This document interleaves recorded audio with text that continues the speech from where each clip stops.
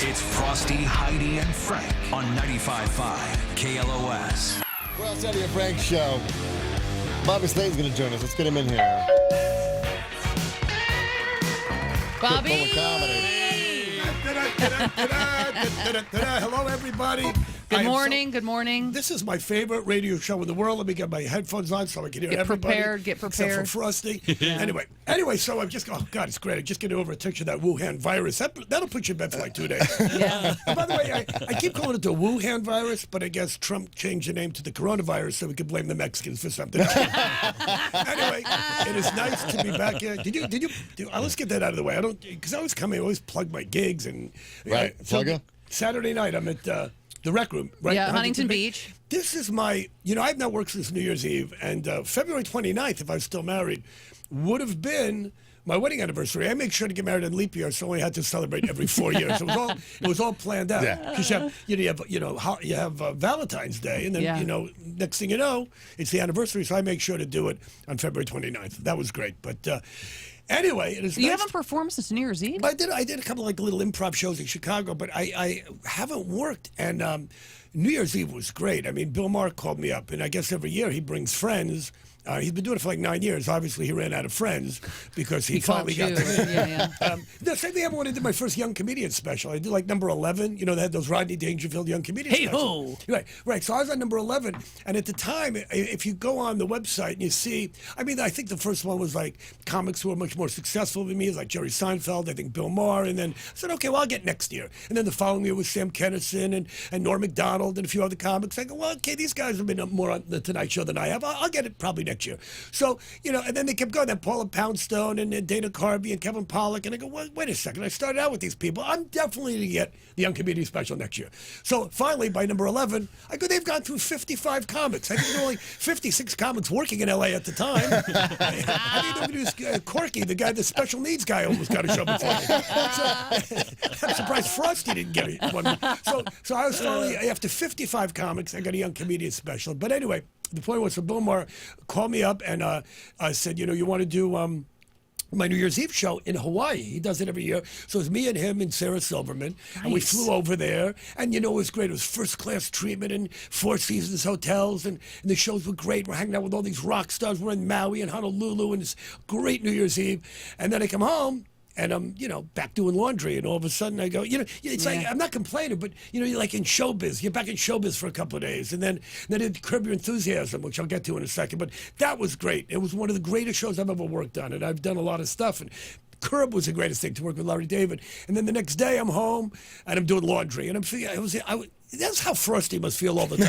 Your whole life must be laundry. I'm doing laundry. He's a walking bag of laundry. Yeah. I was in the basement doing laundry. I go, this is Frosty's life. But it's weird when you have a sea of people shouting for you and laughing, and then you're like, I just get home. You're not Bobby Slayton at home. You're just Bobby. Right. Well, do the dishes. Well, you can imagine how big rock stars and big, movies, but they have people. I don't have people. You have people. I don't have people. So I have a maid come once a week, but she's always screwing up my laundry. So that's the one thing that I do. But anyway, so New Year's Eve, I've not worked since New Year's, and the show Saturday, I had a New Year's resolution, and I said, because of the Me Too movement and the cancel culture and Louis C.K. and all this stuff that's going on, and you can't make jokes about anybody, and the millennials with the man buttons, with the coffee, with the foam, with the little hearts on it, all these idiots and jackasses. I decided this year, my New Year's resolution was I was going to take out all the gay jokes and transgender jokes and black jokes and Mexican jokes and women jokes and Indian jokes and I don't know what I'm going to do Saturday. I have one old fast food bit left, and our airplane bathroom is small. So hopefully Saturday I can write some new material by then. I don't know. By the way, speaking of fast food, I was listening to you on the way over here. And, when you're talking about how the donuts, they're going to, now Krispy Kreme's going to deliver donuts. It's got to the point in this country where, it's the only exercise some of these fat people got was getting out of their car, wobbling on their fat asses into Krispy Kreme and ordering a donut and then waddling back. It's the only exercise they got. And now they're going to deliver it to your house, along with a pizza that's stuffed with bacon and extra cheese.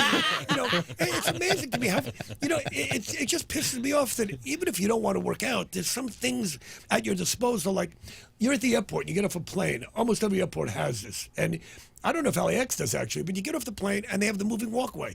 And you would think that after sitting on a plane and your fat ass for hours and hours and hours, you'd want to walk a little, but you don't have to walk now because the moving walkway will take your fat ass to the luggage. and then where Krispy Kreme will have donuts waiting for you. And then you don't have to get your luggage because the carousel will move around and bring it to you, and I can't make jokes. The thing about the moving walkway, though, it's like I will walk on it because it gives me like that super fast walk, and I pretend I'm like a Terminator, and I have that super fast walk going on. Yeah. So I won't be doing it. So Saturday, I got to just take the fat jokes out, too. Yeah. My girlfriend made it quite clear to me. You know, she never listens to me except when I come on this show. She always says to me, don't make fun of Frosty, and you don't have to do any more plugs for sketches, even though they're my friends and they give me free shoes. And by the way, I don't make fun of Frosty. I feel like when I come on this show, it's love. I give him attention that he doesn't seem to get from anybody else. Yes, you know? I'm just smothered by all the attention. I'm wearing Skechers today, by the way. Look at this foot. Courtesy of Bobby Slayton. There we go. Thank you, Bobby. I got to tell you a story about that, but I think that's the thing with Frosty. He doesn't have a lot of friends, and you know, I think when you guys get up to do morning radio, I mean, people seem to think it's so easy, which it's not, because you got to do this every day, and you got to have fun or look like you're having fun. And I'm sure you guys wake up like 4 or 5 in the morning to do this. 3:30, yeah. And I'm sure there's a lot of days where maybe you stayed up the night before, or it's raining out, it's cold, and you don't want to go to work. I guarantee you, the Frosty can't wait to get out of bed and see his friends, because you're the only people that'll talk to him.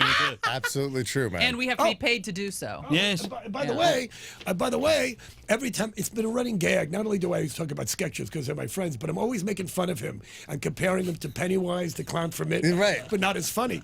And I felt really bad about that. So look what I found for him. I found a Pennywise chia pet. Oh, I found a Pennywise chia pet for Frosty. You are my only friend. I know. Bobby. And the only difference between him and you is he can actually grow hair.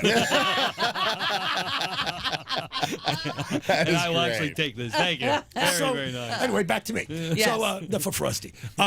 You've had your attention for the So day. now, when you talk about donuts and burgers, like you're super fit. You don't have any fat on your body. You're no belly, nothing. I am lucky. What do you do? Okay. I'm very lucky that my girlfriend's like Crazy this sex too. life that burns a lot of calories. Well, you know what? It's funny you mention that because, you know, I've had my girlfriend for about 3 or 4 years, and now she's sitting in the car petrified. I'm going to make jokes about it. She's younger than I am. When I say younger, I don't mean like Jeffrey Epstein. She can come up. She didn't introduce us young. No, but she's about I don't know, 8, 10 years younger than I am, and she loves sex, and she's beautiful, and you know, every comedian, maybe me more so than a lot of comedians, no matter how great your life is, you find stuff to complain about. Of course. You find stuff to bitch about. So we have a great sex life. I got a great girlfriend, but I'll tell you what happens. It's really cut into my porn watching, having a great sex life, because I used to love porn. And I don't watch it anymore. I have to kind of keep my energy and myself ready for her. You don't want to waste it. And she always said to me, well, you can watch porn if you want. Well, first of all, that ruins the idea of porn if it doesn't bother. And then she says to me, I'll watch it with you. What's the point of porn if you're going to watch it with me? That's like going to one of those Japanese restaurants where you got to cook your own food. What am I doing with this? I don't want to cook myself in a hibachi. I'd be at home if I was like I hate those places. My daughter, isn't it fun? We get to cook our own food. No, so your mother can screw up food in a restaurant and at home, and I got to pay for both places. But my wife hated porn when I was married, and that's what was great about it. And she would say to me all the time, yeah, I can't believe you watch this. It's degrading to me. It's degrading to women. And I would tell her, you don't have to sell me on it. I'm in. Yeah, you know, look, I'm a big supporter. The only reason I'm talking fast is I don't want Frosty jumping in and ruining the show. You know, and this is not the Me Too movement or feminism necessarily, because I met a lot of lovely women, and like yourself, Heidi, that I'm sure you have no problem with porn, but you do get women who, you know, the whole thing, you know, Playboy magazine or porn. Real women, my wife used to say that. You watch porn, I'm not going to do that. Real women don't do these things. I said, if real women did these things, no guy would go to college. We'd be cleaning swimming pools and delivering pizza if real women did this. I'm well aware of that. I watched James Bond. I know I'm not going to sleep with a woman who's trying to kill me with a poison umbrella. I get it. I get it. It's all about fantasy. yes. Oh my God! I got to breathe now for a Take minute. a breath. Is Bobby there like a Slayton. certain category? But you go like on the Pornhub or something. They have the categories. Yes. Have you like gone down the rabbit hole? Well, That's actually actually the a name of the porno. yeah, that's Rabbit actually hole. you're good. You got to get down that rabbit hole. I don't know if you meant that literally. Yeah. Disgusting. You know what? What disgust the It's pit funny, bull? though, that Pornhub, I think I'm sure a few other comics do bits about it, but I don't know how porn stars make livings anymore, and I don't know why those adult stores are even open, where if you have an iPad, it's all free. Right. And you can't type in anything. Or you can just watch the free teaser that's 35 seconds long, and then you're like, all done. Well, that's you the- don't need to go. Well, if you want to see how this ends, it's Well, $4.95. yeah, well, they're actually a little bit longer now. But in hotels, when you used to travel, you'd watch, the porn, and they'd give you the 2-minute preview free, which is really all you need. Yes, so that's that was the all you same need, thing. yeah. That's all you need. And of course, women call it pre-ejaculation. I beat you. I won. How come it's the guy that it's funny how women manage to turn things around. Wait, any other sport, any other game, it's a guy that crosses the finish line first wins. Except now with your feminist Me Too movement crap, you got to make guys. I won. Yeah, I won. I beat you. Right. Sorry, I won. Oh my God. Anyway, so anyway, back to me. Yeah. So Saturday, yes, I'll be at the Rec Room, this cool little club in Huntington Beach. And it was supposed to be Friday night at Flappers, and they moved it to April. I wanted to plug that in April Burbank. 11th. We're still plugging that. It's going to be We can plug April it. 11th. We can plug it. Flapperscomedy.com for that particular show. But for this Saturday, it's going to be recroomhb.com. for Cool tickets. little club in Huntington Beach. It's a great I love HB. little room, and it's my first show in a while. And then Sunday, I'm on Curb Your Enthusiasm, it's like a Slayton Fest weekend. Seriously. Curb Your Enthusiasm was like the greatest. Do they just give you a premise, Bobby Slayton, and go, here's where we want to get to? Yeah. I don't care how you get there. So really- that is true what they say about Curb. Yeah, it's really cool. And I've known Larry David, not well, but I've known him for a while. And Jeff Garland and I used to work together. Me and Richard Lewis, I did my first pilot with him in the 1980s for CBS. And I think Susie Essman might have opened for me, or I might have opened for him many, many years ago. We used to play all the clubs on Long Island. So it's like hanging out with your friends. Yeah, and it was so great to see all these people. And Susie said the same thing. We talked about how, I don't like auditioning for stuff. I could do an hour and a half on stage with stand-up. So if I forget something, I'll go into something else. Occasionally I look at my notes, you make something up, you ad-lib a little. But usually with a TV show, you got to follow it exactly. I mean, I'm watching... Better Call Saul and Bob Odenkirk. I mean, the monologues that he does, and not only is he a great actor, but he goes on and on and on. And I talked to Kevin Pollak, Mrs. Matzo, whatever that show is, and he get Mrs. Maisel. Yeah, whatever. Yeah. And he told me that the people that write that show, you got to do every word exactly. That's really, really hard for me. And it's fast. And so to go on a TV show where they give you a premise, you do it a bunch of different ways, then maybe they'll throw a line. There's a couple of writers, but it just was so much fun. More your style. It was so great, and and it was depressing because after I did it, I go, it was a great show to work on. Oh, so I'm not allowed to talk about the episode, but there is a scene where we're playing golf, and I wanted to wear my Skechers golf shoes. And by the way, I don't play golf, but I have 5 pairs of Skechers golf shoes. That's how much I like Skechers. I hate golf. So I said, can I wear them? And they said, no, Richard Lewis is wearing them. And I go, well, why can't I wear them? They go, we don't really want you wearing the same shoes. And I was going to wear them anyway. And then I thought, you know what? I don't want to make any trouble. And, the same thing happened when I did Spartacus in 1960. And I wear my Timex watch. I had a Timex watch. And they told me the Romans only had Boulevard. There was no Timex back in the ancient Roman times. So they wouldn't let me wear my Timex. And I almost got fired from the film. So I didn't want to have any So did trouble. your shoes end up becoming part of the bit? What's Where it's that? like you guys are both wearing the same shoes. Like say with ad-lib, you can do anything you want. It's Nobody like, would have noticed that. Nobody would have cared. But I said, forget it. you I said won't do forget it. it, I'm not doing it. But It was one of those things where you'd love to just go back there every week and work on that show. oh my God. To have oh my just a God. regular And everybody was star having role. fun. I've worked on shows where, look, you're very happy to be in show business, and you're very happy. I mean, I'm sure you guys complain about radio. Then you think of how many people don't have jobs and how great you're doing, and you got to look at the. The only complaint when the alarm goes off, and then once you're here, you're like, "This is amazing. It's This is so amazing. great." But the alarm is like, Right, exactly. That's then the Frosty's tough light goes on. You're like, damn it. Exactly. Yeah. And I'm like, oh, Bobby's on today. Yeah. And every pilot I've done, it has been great, except, a couple years ago, and I think I might have talked about this on the show, I was on this horrible show for 1 week with Demi Lovato, this Sunny with a Chance on the Disney Channel. I'm working with these bratty, horrible, disgusting Disney children.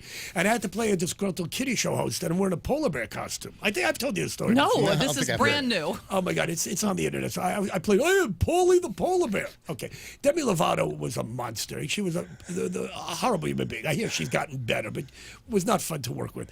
So for a week, I'm on this set. And when you're on a set doing a sitcom, they keep the set rather cold to keep the audience awake, keep the actors moving, keep the makeup from running. Everybody's awake and lively. But these little brats, they were so cold. And everybody wanted, it was like 85 degrees inside the soundstage. And I'm in a polar bear costume, playing a disgruntled kiddie show. Believe me, I'm disgruntled. So Paulie the polar bear. So I have to drink a lot of water, just to stay hydrated. But the problem with drinking a lot of water on the set is I got to take a leak every 10 minutes. The way it is at my age, I got to take one every 15 minutes. Now I'm drinking water in a polar bear costume. Okay, so I don't want to stop the action, but but from drinking all the water with the polar bear head on, I go, look, I got to use the bathroom, but I couldn't go take a leak because with the polar bear costume, the zipper is in the back. That's not how I got the job, by the way. But the zipper was in the back. So somebody had to go with me to my dressing room, had to take the giant feet off in order to get to the zipper, to take a leak and take the polar bear costume off. It wasn't fun. Anyway, months later, I'm at a Home Depot. And I'm at a Home Depot, and there's Girl Scouts selling cookies, and it really is nothing worse than Girl Scout cookies. I love the Girl Scouts, but they make the worst cookies. I don't know why they can't sell Malamars or Oreos and maybe just take a smaller cut. You think? My daughter sold them when she was little. Like, these things they're horrendous. Where you're going to get Hydrox instead of Oreos. This is one step below Hydrox. They're just not good cookies. And I felt bad, and I'm walking by them, and I said, "No, girls, I don't need any cookies, but thank you. I already bought some last week." Yeah. And one of the kids says to me, because I did some scenes on the show without the polar bear head, she says to me, "You're Paulie the polar bear. Aren't you Paulie the polar bear?" So I got noticed by these Girl Scouts. Now I have to go back and buy cookies. It was like in Marathon Man when they noticed a Nazi. That's Zell. Remember? They noticed a Nazi from the Auschwitz survivors. That's what happened. I got noticed, so now I have to go buy cookies. Well, when you're a celebrity, I feel like you would have the pressure to be a great tipper. Right. To never say no to Girl Scouts or, hey, can you spare some change? Right. Because you're like, well, I don't want word getting out that I'm a cheap guy. Well, that's why I'm not exactly a celebrity. If I was, we would have been doing a phoner from my mansion. I could have been home doing laundry and talking to you on the speakerphone at the same time. I could have multitasked, but no, I just... No. Yeah, we were talking about that in the studio yesterday after knowing you were coming in, and somebody brought up, like, do you think Bobby Slayton's a millionaire? Oh, and I go, of course he is. Yes. No. As a matter of fact, it's not exactly right, but if you look, if you go on the net worth of people, and all my friends, and I don't know how do they know how much money you have, those celebrity. But a lot of my friends who are stand-up comics are worth $5 to $10 million. I'm not even, me, I'm a $500,000, but that's if I sold my house, my car, and my Skechers collection of shoes. I might have a $500,000, maybe, and a couple of my Warhol prints. But you know what? I should be a millionaire, but I have a house from hell, and I blame it on the house. And that's your money pit? Look, You've lost your house, Frank. Yeah. So, that was horrible. That's a lot worse. And then there's people that lose their homes without insurance. So a money pit like there's no tomorrow. Right now. How long have you been in this house? Oh, about 20 years. Oh, wow. But it's a haunted house. I know I know that sounds ridiculous, but crazy stuff was going on in my house when I bought it. And my wife and daughter, it was just crazy. And it turns out a guy killed himself in my bedroom. Bobby? Yeah. But that's like Did 3 they months tell after you you? bought the house. They have to disclose. I wouldn't have bought that house. I think he was sleeping with my wife when he saw her naked. I think he just shot himself. She said it before. We lived there, but I'm not sure. I think she made up the story. She embellished it. The house. I'm going through stuff now with that place. There was a leak last week under the house, so my whole bedroom and bathroom's torn out. It doesn't stop. But what happened in the house that was so strange you thought, this is definitely a haunted house? It seems like you're more of a guy who's like, you know what, I don't believe that kind of thing. Okay, I don't believe that kind of thing, but here's the thing. Okay, it's like UFOs. There's been 1 million sightings, and there's been thousands of sightings by Coast Guard and Navy SEALs and pilots and and people who have been up, so people with a reputable, and look, even if 1 out of every 50 of those is real, that show, it's like those haunted house shows. How many haunted house shows are there? There's quite a lot. few. Yeah. There's so. By the way, I was Ghost hunters and all that. I didn't realize how many of them there were. And I was watching, I was in bed about a month ago with the flu, and my cable was out. So I'm watching regular television, and I'm going, oh my God, there's like 10 shows with ghost hunters and haunted mansions and haunted castles. And then there's all these Real Housewives shows. And I'm watching these. I've never seen these shows before. And I'm thinking, if I had to get stuck in a house with a ghost or a Real Housewife, I would go with the headless ghost banging on the pipes all day and have to listen to one of these big mouth broads for 5 minutes. Okay, but here's what happened. Here's what happened in the house. Okay, it wasn't a lot of stuff. It was Okay, my wife and daughter, I think, were susceptible at the time. They wanted to believe there was a ghost. So they're telling me CDs are flying off the shelf like poltergeists. I never saw a CD fly off a shelf, you know? Oh, the glass would break. Yeah, I was drunk. I knocked over a wine glass. It wasn't a ghost. It was me, you know? Yeah. But I think they wanted to see stuff. But then the dog was barking a lot of stuff, and people tell you, oh, it could be a rat or a mouse or the pipes moving around in the house settling. But there was a couple of mornings where our front door would open. We have a little alarm that goes beep, beep. It just lets you know the door's open. And I wasn't sleeping, and it beeped a few times. I said, well, the maid is here rather early. And she didn't come till hours later. You know, there'd be tons and tons of little things like that. And then, but again, I think more my wife and daughter were embellished stories. You know, And it never was bad enough to make you want to move, or something that you had to divulge if you ever sell the place. Well, almost. You know, now I'm there by myself, and I figure, well, my wife, you know, she passed away, and you know, I wonder. Maybe it's her haunting you. Do you ever feel No, like your wife because- is hovering around the house? You know what? She never came back. The house is it's so crazy. She won't even come back to London. She hated me so much she won't even visit. Even if me haunted. That's why I'm afraid to watch porn. I'm going. My wife's watching me now. Maybe she's up there with her and her uncle. I don't know who's watching me in this house. Her dead parents. Yeah, I don't want to think about it anymore. Kind of ruins the buzz. Okay, let's get back to me. So anyway, so at the Rec Room Saturday night, it'd be great, and I'm Yes. going to try to do a lot of new material. We'll see what happens. It's going to be a lot of fun. RecRoomHB.com for tickets. It is Saturday. That is the 29th. That's leap year. Anything goes on leap year, so it doesn't even matter. I know. Yeah, bring all the jokes back, all of them. And then, don't worry if about you it. can't make that show, April 11th, going to be at Flappers Comedy Club in Burbank. That's also a Saturday night. Nothing better than going out and seeing some comedy on a Saturday. FlappersComedy.com. At Pitbull of Comedy on Twitter. Bobby Slayton. Bobby Thank Slayton. you. And Frosty, enjoy your chia pet. I will. That's great.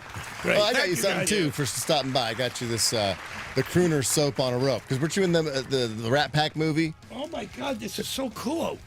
Oh yeah, the rep. Oh, that's great. You know, I wish my You know, the girlfriend Crooner wasn't listening. microphone, like, head. It's, like, typical for, like, radio or performing. This is beautiful. I wish my girlfriend wasn't listening. I could have regifted it. To my butterfly. She would love the soap on a rope. So butter up, you know, she's very.